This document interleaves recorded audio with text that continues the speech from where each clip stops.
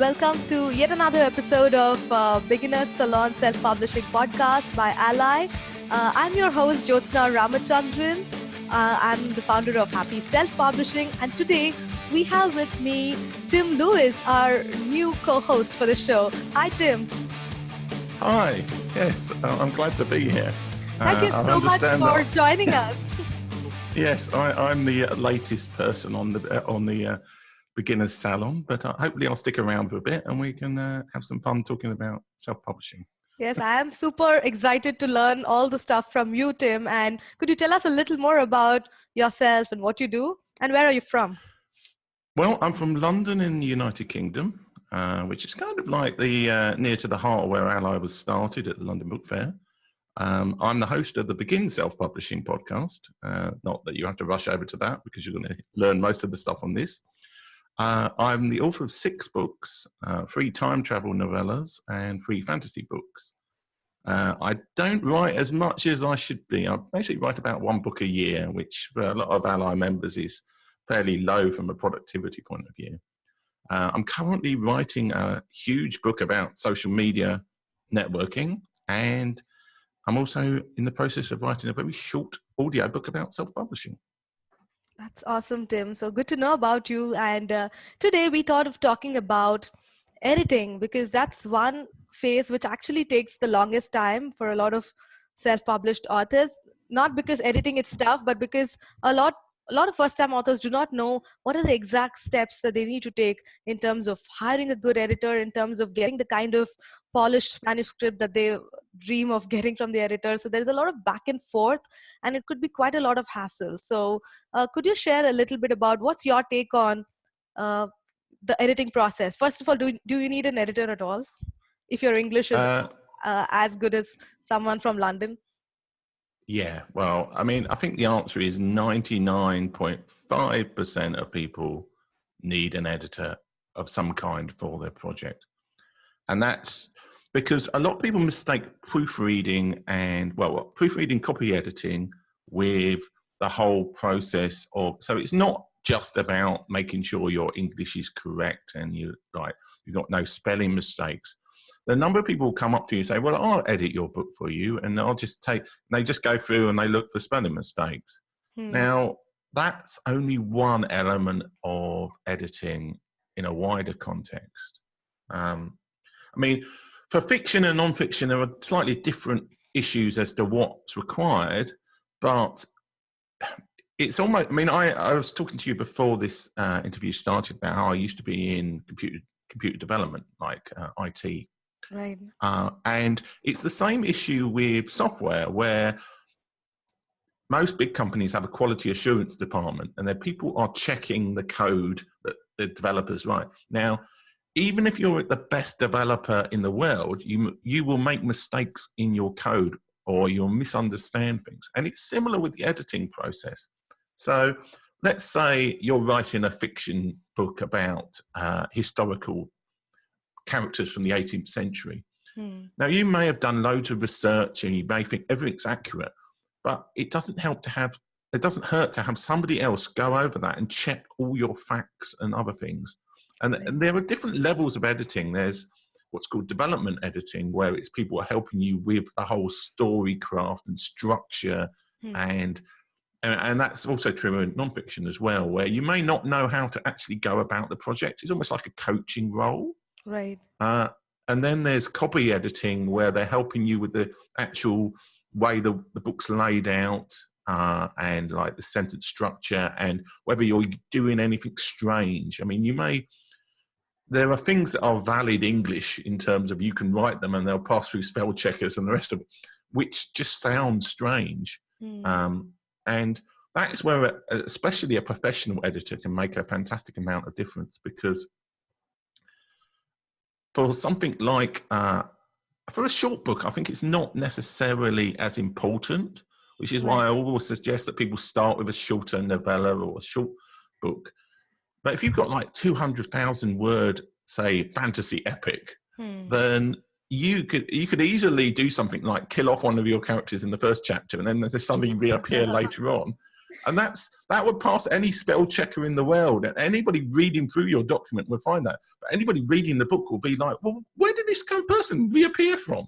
Right. And that's where a good editor really helps a book. So the Absolutely. longer your book is, the more urgently you need an editor. So And true. and for a lot of professional, traditional publishers, they have multiple editors working through. Now, more the proofreading side of things, which is the spelling mistakes. And actually, there's another, it merges in with what we would call formatting in the self-publishing world. Hmm. Because we're from more an ebook. We start more with ebooks when we talk about self-publishing. Right. But a proofreader is traditionally somebody who looks about how it's actually laid out in the proofs in the printed world. So, Hmm. like, have you got just one word on the top line of a book on one page? So you have a whole chapter and then you just finish with one word on the end. That Yeah. is a proofreading function where the proofreader would be moving text around and doing things as well as Hmm. looking for spelling mistakes. But that's Right. very much like the person who's looking at the thing just as it comes off the printing press to check that everything's fine. Right. So traditionally, proofreading is also about that area. So that's almost a separate function in editing. But Hmm. and a lot of the time now, the people indie authors will be working with will do copy editing and proofreading, and possibly developmental, if I Yeah. say it right, editing, which is more the story coaching side of things. So you can, if you're got a huge budget and you really want a perfect project, you can hire multiple editors for the same project, even multiple proofreaders. Right. This is so. Thanks for sharing that, Tim, because a lot of times people confuse between the different kinds of editing, and I honestly believe that if you can, save some money, then please go through all the phases because each has its own purpose. And however good you are with your English, that's something totally different. But the Yeah. problem is most authors, many authors, especially those who are writing the first book, do not realize that the book is actually written for the reader. So all the concepts, even if I mostly deal with nonfiction books, so all the concepts are there in my mind. I may be the expert at that subject, but I may have a lot of assumptions that this is something that everybody should know, and I probably use some abbreviation or jargon which somebody Yeah. a reader may not understand. So I think that's where the developmental editor, or we call it a content editing phase, where they actually review the content, not the language improvement can happen later, but just to see whether the flow is good, whether there is any discrepancy between chapter 2 and chapter 3, whether there is some repetition which has to be removed. That kind of input is so important. And some of the publishing houses call it a manuscript review, where the editor actually reads the entire book just like how a reader would read, and would submit a report appreciating the author for all the good things they've done, because authors love appreciation as well, and also critiquing them on all the things that could be improved. But if the author takes it positively, they should actually make use of that feedback and rewrite portions of the book before it can move into the copy editing phase. Oh, yeah. I mean, there's so much variation in terminology. I mean, the content side of things are almost, I have heard of more development editing where it's more like a writing coach kind of thing. So it's even before they started really writing the book. Then you've got that content stage where they are, as I say, going through the content. But it's much more, there's much Yeah, more to editing than just true. you've got a typo on page 65. Yeah. So, I think somewhere the author needs to decide how much help they need. I have some authors who really need that hand holding from a book coach who will yeah. give them total clarity on what should be the outline of the book and what should be the key ideas inside each chapter, basically laying out the entire structure of the book before they even start writing. So but the author should understand if they need that kind of support or not. If they don't, then probably they can write the first draft, the rough manuscript, and then they can start working with an editor. So it's totally up to them, depends on what they need. Yeah. I mean, there's always a trade off between the ideal and what you actually want. And I think actually, like, you're right, for a lot of people, especially if they are reasonably competent at English and they've got a clear grasp of the subject that they're writing about or the genre that they're writing about, then it's certainly not none of it is like totally must have. There's no magic fairy dust about editing that if you don't have any editing at all, it's going to be automatically a terrible book. It's probably likely to be a terrible book because of the fact that he wouldn't have spent the time and care going through it that having an editor would be. I mean, I remember listening to a podcast once about one author, self-published author, who reread his stuff like 90 times. And so he couldn't be accused of like skimping on it. And similarly, people use beta readers Right. as a way to try and cut down on editing costs. But again, you still lose something that you would have with a more professional editor potentially. Yeah. So there is going to be a trade-off, because I know a lot of self-published authors have low financial means to begin with. True. This is possibly one of the reasons why they're starting to self-publish, because they want to get the book out there, but they haven't necessarily got the funds to do it.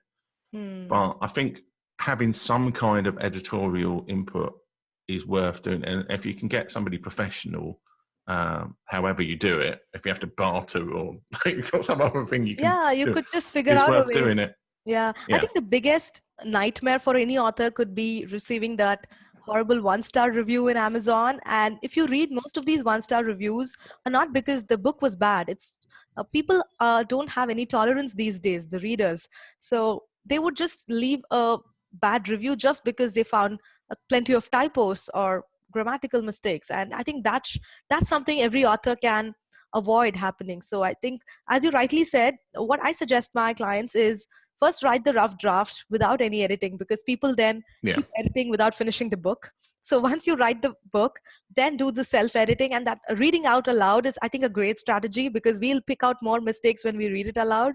And once that happens, please give it to a professional editor. If you're a shoestring budget, then even a cousin who has done a few editing projects before can be of help. Or as you suggested, Tim, some kind of a barter would work.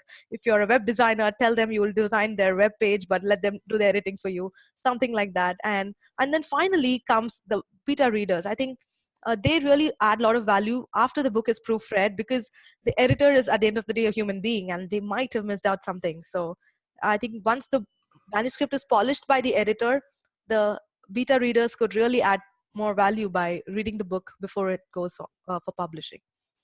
Yeah, well, I mean, I think personally the advantage of beta readers is certainly if you can find people who are the target audience that you're aiming for. So if you write, say, a thriller, you don't want your beta readers to be people who like reading fantasy books. You want people who like reading thrillers, because that will give you feedback in terms of the genre. So I mean, I don't read enough thrillers to know what a terrible no-no would be in the thriller category. But let's say like there's nothing happens in the entire book. It's like it's a character drama, more a literary book. And somebody who's a thriller reader will say, well, this is terrible because nothing happens in it. Right. Now, an editor who is more general based, like you've got somebody who found off the internet who's cheap, but it just does any genre whatsoever. It's not going to necessarily pick up with the fact that this is actually, even though this is grammatically a great book, it's not a thriller. And maybe should either be rebranded or changed to make it a bit more exciting. So that's where beta readers can be useful. Absolutely, yeah. Correct. And if the editor has experience in that genre or loves that subject, I think it can add more value. And one thing I notice when I talk to first-time authors is they are too scared that the editor can completely change their book, and then it won't be their book anymore. So what I tell people is, of course, it is your book, you own it. The editor can just improve it, but cannot change it, or your voice should not be lost in the process. And as an author, one needs to be careful about this, but because there are some editors who have the habit of completely changing the book.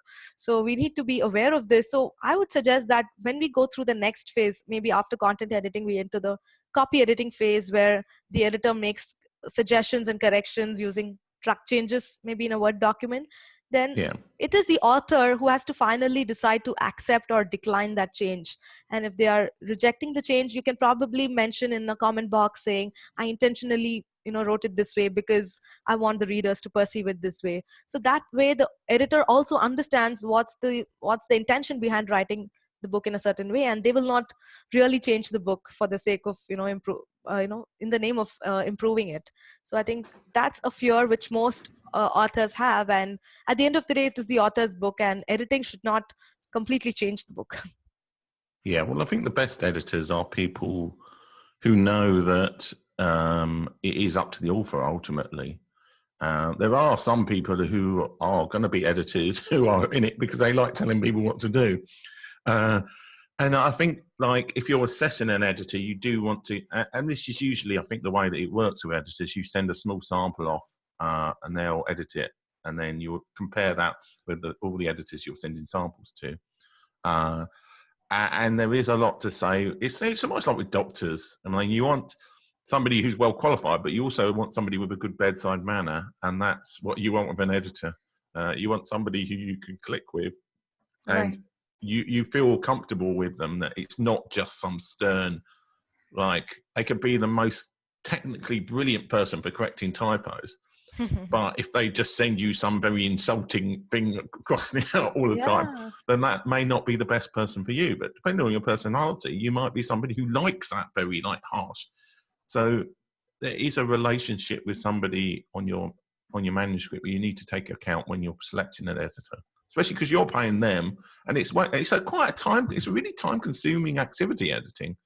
Whoever does it, even if you try and do it yourself, and as you rightly said, if you either you read it out or you use software to read out your manuscript, that really helps. But that's very time-consuming, and it's worth thinking that editors generally aren't that well paid for the amount of time that it takes them to go through a document. So it's important for them that they're working with an author who they can get on with. So it makes sense to spend that time. And if you think it's not working with an editor, then maybe it's time to find a different one.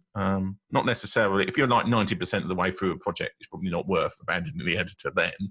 But Right. on the next project, move to a different editor. Absolutely, Tim. You were talking about the qualities of a good editor. So could you also give us some tips on where to find these great editors? Well, I mean, there's a number of sort of editing societies. So, like in the UK, there's a society for editors and proofreaders. Mm-hmm. I think there's equivalent in the US, which I can't remember what it's called. I interviewed an editor on my podcast. If you, well, hopefully, after the show, I'll get a link. There's a link to all the international bodies for editors. Mm-hmm. There are other places like readsy.com, which is a good marketplace for editors, cover designers, other services like that. Right. For cheaper budgets, then there's obviously sites like I can't remember Fiverr. what they're called. Well, You, that is the well, I mean, Fiverr is the real budget end of, like, it's in the name. right. I mean, that's a possibility, but I would Upwork is a good suggest you're place not. as well. Upwork. Yeah, that's what I was looking for, Upwork, because I know they've merged with about 3 other companies. I can't remember what they're called. Yeah, they Something keep like they kept Upwork. changing names for a couple of months before they decided that they'll be Upwork. Yeah, I mean, I would start with the professional editing bodies, because those are people with qualifications and they're more used to it. Somewhere like Readsy, if you really want a premium service, because they have people who like edit Stephen King's books and stuff like that in it, Right. you usually do get what you pay for. But on the other hand, I know a lot of it. I mean, I've got my mum to edit some of my books because she used to work in editing, like, in the 1960s. But Oh. I'm sure if I went for a professional, like Stephen King's editor, I'd get a much better editing quality than what my mum provides. So you have to kind of like go for a level of thing that you can afford, but use your judgment. I mean, just because somebody's cheap doesn't necessarily mean they're terrible. It could be that it's their first editing gig, but they're actually very talented. Right. I would also be careful of people who say, well, I've got a master's degree in literature or whatever. That doesn't necessarily make somebody a great editor, because there is training in editing and proofreading That's that, true. like, people in these professional associations would do. Many who've not been from an English background at all, like English language or English degrees. So just because somebody's like a literature major Yeah. doesn't necessarily make them a great editor. So I would be careful about that. But again, it's like if they're a tremendous fan of the genre you're writing in, and they're an English master's person, and it's their first editing gig, then that might not be a bad way to save money, especially if you click with them. So absolutely, yeah. Those are great ideas, Tim. Some of the other things that we do, because we keep looking for editors all the time as we are growing our company, because we have to assign them to our author clients. yeah, And one thing, as you said, like a lot of people, even inside Upwork or other websites, they show off their certifications and degrees. But yeah, but there is hardly any correlation between the quality of work and the degrees many a times. So we give them a sample chapter, and we ask them to take their time and send us the edited version, so we get an idea to see, are they able to improve the quality of the chapter in terms of content, are they able to give feedback, how good are they with proofreading, and we get to see all of that. So that really helps us in seeing their work. So that's one thing. The second thing we look for is how responsive are they, how good is their communication.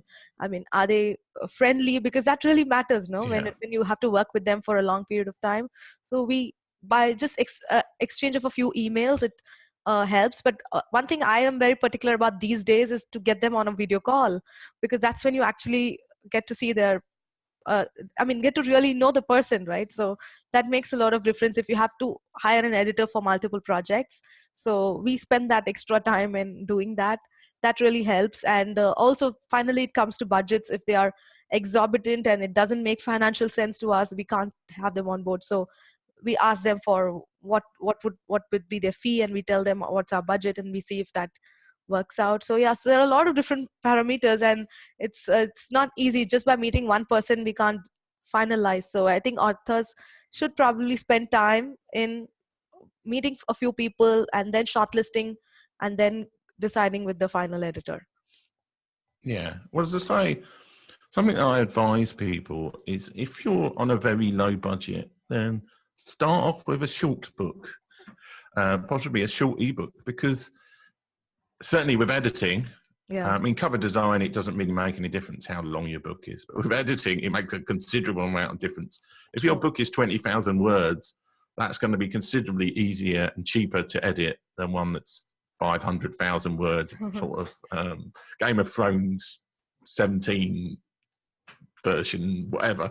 Correct. So it's probably better to start, and then that also means that you're going to have experience of the self-publishing process, so that when you do get onto your epic one, Hmm.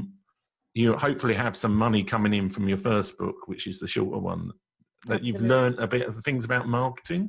Yeah. So rather than skimping on editing your massive one straight away, do a shorter project so that you can learn how to do self-publishing, Yeah. maybe learn how to deal with an editor, even a cheap editor that you found somewhere on Upwork or whatever, a Fiverr, Yeah. just to get used to and knowing what works and what doesn't work. So if it fails, like, well, you haven't wasted too much time on Too it. You've much. not, I mean, the great thing about ebooks is you can go and easily correct them Yeah, that's a good afterwards. thing. Yeah. Even with paperback, it's not too difficult if you're going with print on demand, because you just have Yeah. to upload a different file. So that's a huge blessing for authors. Yeah, though print on demand, you've still got all the books you've already printed out there. So Yeah, if you do if you sell 100,000 ones with loads of spelling mistakes in it, that's always going to be out there. true. But if you're selling 100,000 copies with your first book, then you're doing really well anyway. So maybe that's not such a disaster. Yeah, I think that's a great piece of advice, because the good thing is you'll get editors with different budgets. So there are people who Yeah, can edit for a very, very low cost, and there are people that would charge you thousands of dollars. So if you're a first time author, you don't have a huge budget, then instead of just omitting the editing phase, you could hire someone for a lower cost, but it still can add a lot of value to your book project. yeah. I mean, the thing is, it's very easy to suggest that self-publishers are always from a budget point of view and have always got no money, and it's almost like we all feed into this, and especially on the non-fiction side, there is this idea that people are trying to do it on a shoestring. But there are self-published authors, and I've interviewed some on my show in the past, who are looking for the most high-quality product you can think of, Because even if you go with a traditional publisher, you're not necessarily going to get 15 editors or whatever. So the great thing about self-publishing is that if you really do want the very best project, then you can go to somewhere like Reedsy and find a storycraft editor to help you at the beginning, and then you can find like a content editor and then a copy editor and a proofreader, and you can hire formatters. You can get the best cover ever. You can actually get a way better quality book than you would from going with a traditional publisher, because you're spending the money on it that they wouldn't be, because you're just, I mean, most traditional publishing companies are not going to be like, they're not going to be the most expensive services ever unless you're Stephen King. You're going to be a mid-list person, and there will be outsourcing of some of their like proofreading maybe to places in the Philippines. They probably still have in-house editors for the copy side. So it's not necessarily a case that if you're self-publishing, you have to have a lower quality book than a traditional publisher. There are a lot of self-publishers who have massively higher quality books than a traditional publisher would have, because they're doing it as like a love project rather than as a commercial venture, so to speak. True. So I think that's worth saying for people who are listening to this. We kind of assume that most people have got no money, but there are a lot of people who are doing it because they want to have a book, and they want to be and they want it to be a great product, and that's where self-publishing gives you the option of going massively more the quality route, even than if you're a traditional publisher. That's so true. You know, most of the people I talk to, they're already hugely successful entrepreneurs. Yeah. So for them, the book is about their brand. It represents who they are, and that can fetch them a lot of speaking opportunities and consulting gigs and whatnot. So for them, really, it's important that the quality is high. And thanks to all the resources we have today as self-publishers, our book can look better than a traditionally published book. So thumbs up to all self-published authors. Yeah, exactly. So, and I mean, it's like there are ways to have a high quality product and save on money. So like just before this interview, I bought a pre-made book cover for my book that I'm going to be publishing probably in October, November time about social media. Because it's a pre-made cover, it's a lot cheaper than going for a custom one. Now, obviously, I've had to go for a cover that not necessarily exactly what I want, but it's a very nice looking cover, and it's about social media, so it's all a bit abstract anyway. So any kind of abstract cover will work. So there are things like buying a pre-made cover, or as I said, if you've got some skill that an editor would find useful. So as you say, like if you work in web development, or maybe you've got like an outsourcing company or something, and you can offer them outsourcing for like something that they want. Then there are all sorts of ways of doing it on a low budget, which doesn't reduce quality as much as if you're just going for somebody on Fiverr, you found. So you have to be a bit imaginative at times to try and make things work. Yeah, absolutely. So the bottom line is editing is super important, and we cannot miss out that, because it's a crucial phase. And I think once editing is done, then the other things are not too difficult, which we'll be discussing in the next episode. So guys, if you found this episode interesting and you found value, then please go to our YouTube channel, AskALli's YouTube channel, and subscribe so that you get notified every time we post a new episode. Thank you so much, Tim. It was wonderful talking to you today. It was great to talk to you as well. Thank you. Bye. Bye.